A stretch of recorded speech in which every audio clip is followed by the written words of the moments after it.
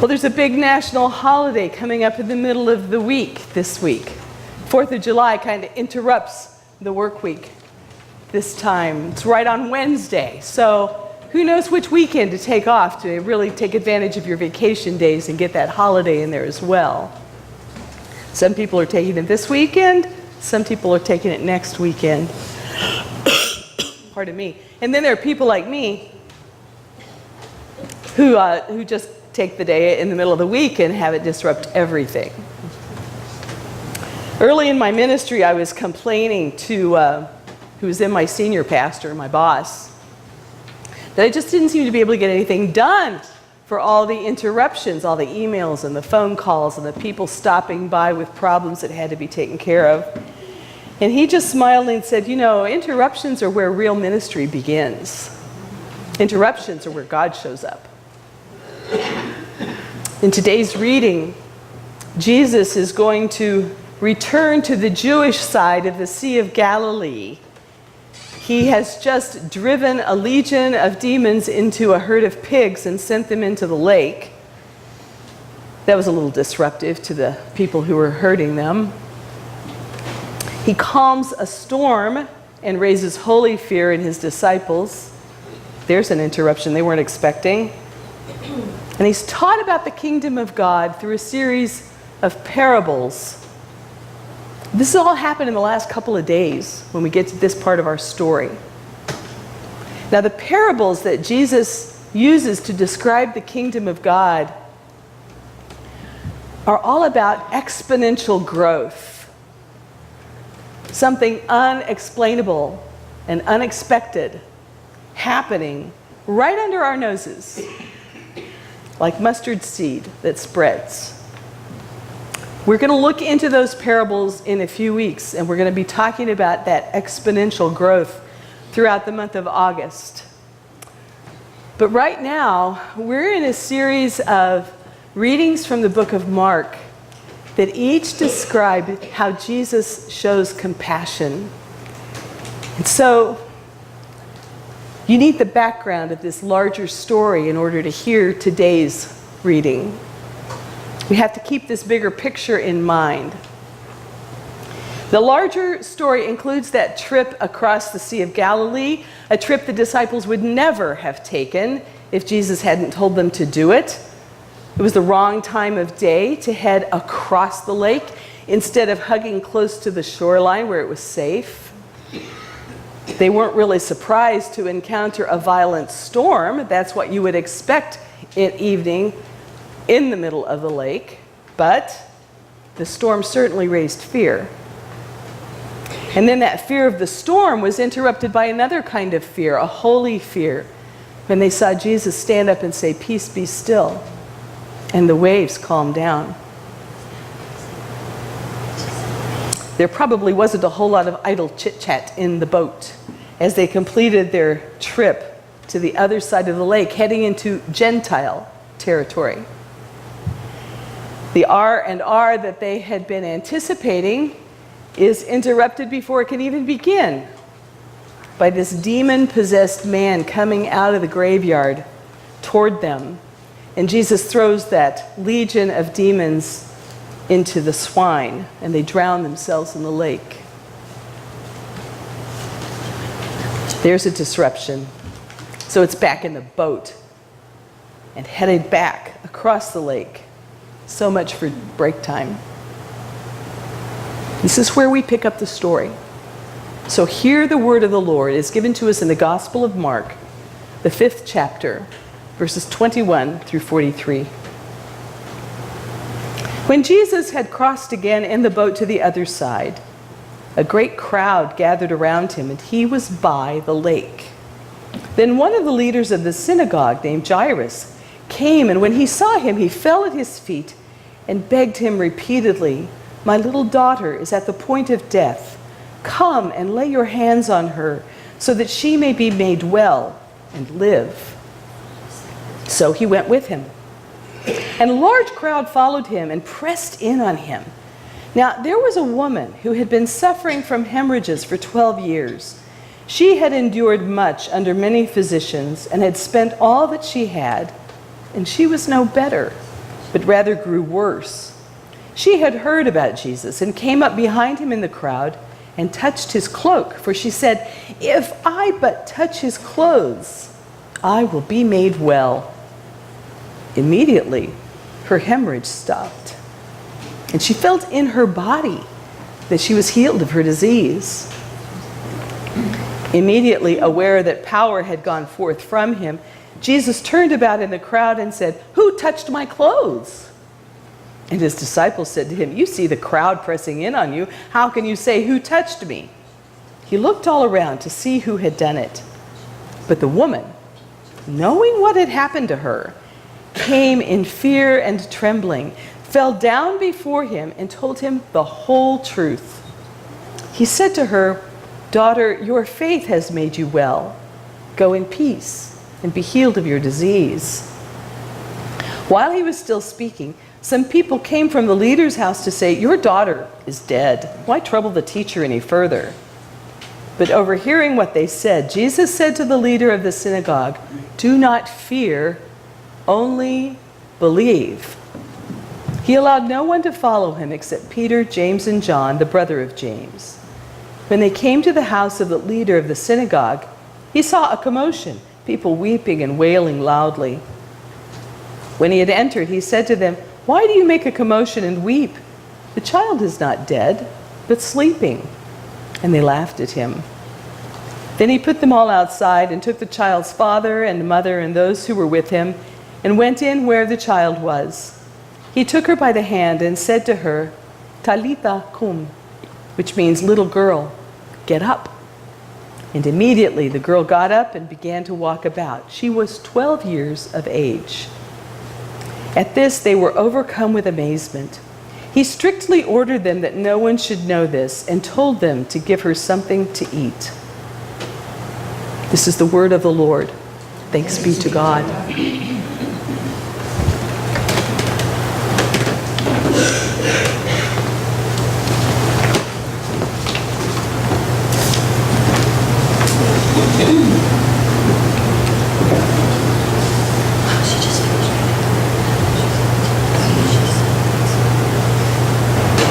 Now, this isn't the first time that Mark uses a story inside a story to get his point across, and it won't be the last. For Mark, stories inside other stories explain each other. So let's take a look at the stories of the bleeding woman and Jairus' daughter to see what they have in common. First, there's the number 12. The woman has suffered from her illness for 12 years. And the daughter of the synagogue ruler is 12 years old. 12 is a significant number on many levels, but here it might simply be pointing us to the fact that we see two women at either end of their childbearing years. One is just entering puberty, and the other has quite possibly been prevented from bearing children because of this hemorrhage she's experienced for so long.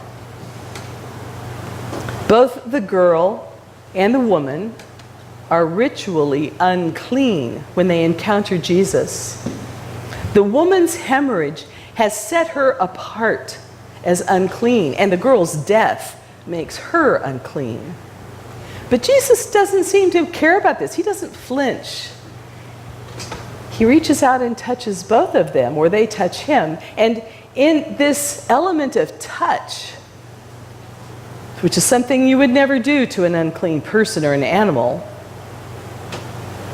we see something that's going to play a big role in both of these stories. The woman touches Jesus' clothing, and Jesus takes the girl's hand. The barrier between clean and unclean is broken by touch. These two stories have something else in common with the story of the demoniac and the pigs, because Legion, that guy that was full of the demons, do you remember what he did when the demons left him? He fell down and worshiped. Jairus falls at Jesus' feet. This woman falls at Jesus' feet to tell him everything. They all recognize Jesus' authority And they all appeal to that authority because they've exhausted all other resources. Now, there are some significant differences between the hemorrhaging woman and Jairus' daughter as well. Jairus is a leader in the synagogue. He has a lot of power. He has a high social status. He's wealthy enough to have servants. He's used to having power. The woman who approaches Jesus is just the opposite. She's at the other end of the power spectrum.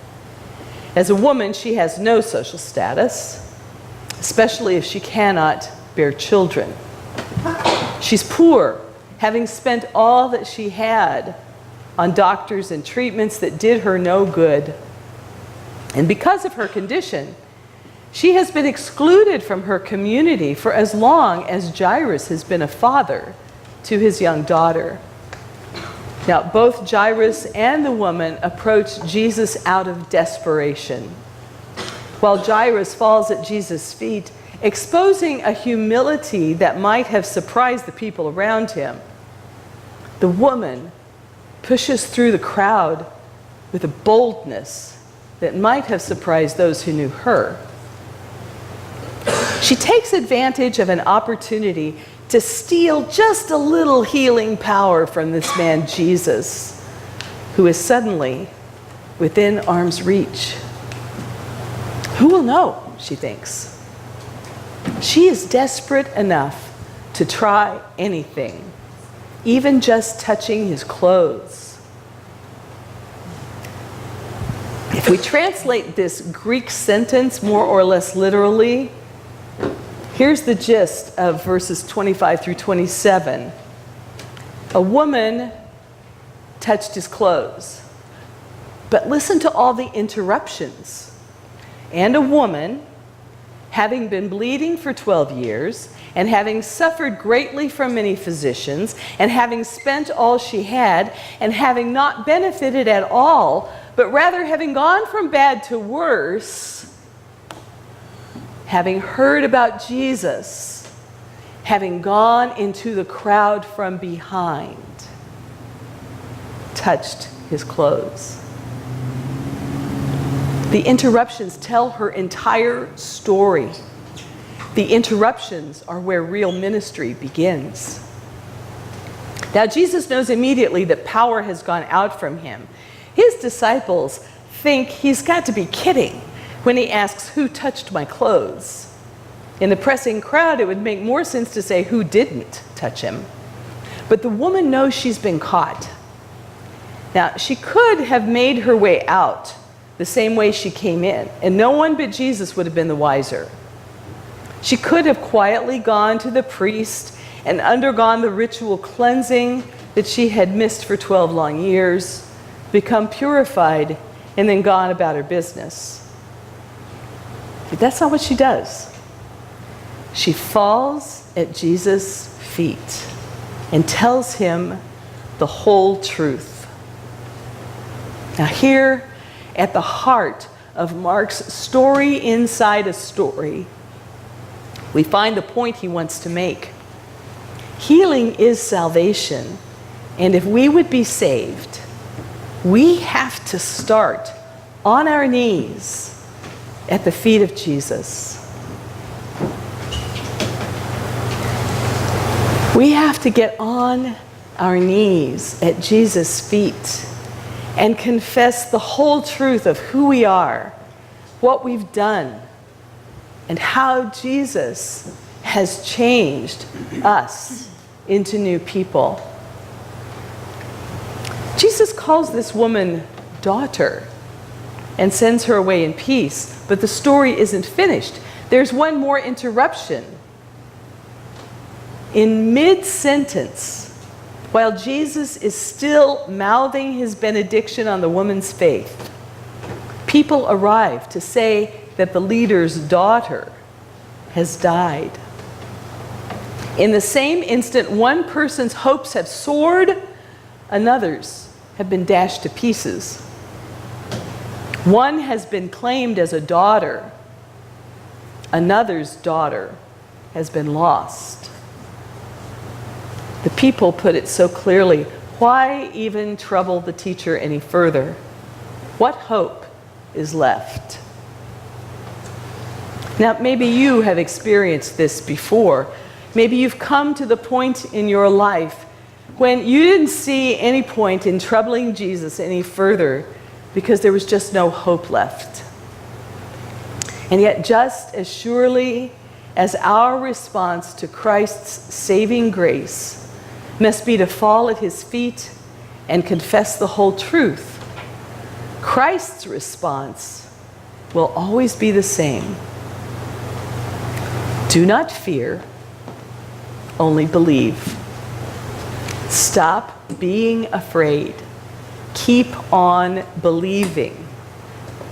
It's what he told the disciples in the boat as he calmed the storm. It's what he tells the synagogue ruler Jairus when the news of his daughter's death threatens his faith. It's what he tells you and me when our own uncleanness is met with his cleansing touch and our souls are freed from unrighteousness. Stop being afraid. Just believe. Jesus goes on to the house where the mourners are wailing and weeping. He throws them out, and he takes only the girl's parents and Peter, James, and John with him. "Little girl, get up," he says, as he takes her hand. And she gets up. "Give her something to eat," he tells her astonished parents. She's probably hungry. "And don't tell anyone what you just saw." What happens in Jairus' house stays in Jairus' house.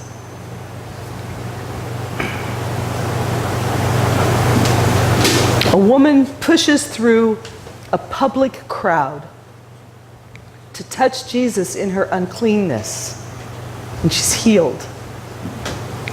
Jesus touches an unclean, dead girl in the privacy of her home, and she lives again. Both touches should have made Jesus unclean, but instead, he makes them clean. And this is what he offers to us. Christ interrupts our daily routines and our attempts to stay in control, to hide the things in our lives that would make us ashamed if they were brought to light. Christ reaches into our uncleanness, into our hopelessness, and he touches us with the kind of mercy and love we cannot begin to comprehend. Stop being afraid. Just believe, he tells us. Remember those other parables I told you about that we'll talk about in August? Jesus tells earlier in Mark's story. The ones about the kingdom of God. They all start out with, the kingdom of God is like, ... Well, this is what the kingdom of God is like. It's like a woman who's run out of hope and options, reaching out to grab a swatch of cloth and then falling on her knees and telling the whole truth of what she has done and what God has done for her. The kingdom of God is like a young girl taking Jesus' hand and rising from her deathbed, feeling a little hungry. So be on the lookout for interruptions. When their strangeness makes you afraid, keep on believing. You cannot predict how God is going to act, but you can be certain that he will. It will be in the interruptions, the nuisances, the disruption of our best laid plans, like my plans to paint my porch being interrupted by rain that forced me to rest. It will be when we are out of hope. It will be when we fall at his feet and claim his authority over our lives, when we stop being afraid and decide to just believe, no matter what, we will experience the kingdom of God at work in us and around us and through us.